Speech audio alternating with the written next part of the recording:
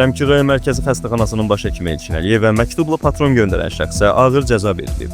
Reallıq TV Qaynar Infoya istinadən xəbər verir ki, 1987-ci ildə Bakı şəhərində anadan olmuş Elmar Həsənova Cinayət Məcəlləsinin 182.2.4 və 228.1-ci maddələri ilə cinayət işi açılıb. İşə məhkəmədə baxılıb. Qeyd edək ki, adlar şərti verilib. Məlum olub ki, Elmar Həsənovun baş həkimin ədavətinin yaranmasına səbəb sonuncunun onun qardaşı Cavid Həsənova pensiya düzəltmədiyinə görə yaranıb. Belə ki, təqsirləndirilən şəxsin qardaşı 2022-ci ildə çoxlu iynə udduğuna görə Bakıda əməliyyat olunub. Əməliyyatdan sonra Cavid Həsənov Şəmkir rayon Mərkəzi Xəstəxanasına gələrək əlillik almaq üçün Elçin Əliyevdən rəy verməsini tələb edir.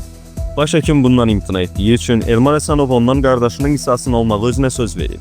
O xəstəxananın mühafizəçisi vasitəsilə Elçin Əliyevə məktub göndərib. Məktubda təqsirləndirilən şəxs baş həkimi ölümlə hədələyərək ondan 16.000 manat istəyir. Həmçinin SSR-də istehsal olunmuş 7.62 mm kalibrli Kalaşnikov avtomatları, əl pulemyotları və SKS karabinlərindən atəş açmaq üçün nəzərdə tutulmuş döyüş sursatı hesab edilən patronu skoçla yapışdıraraq zərfə qoyub.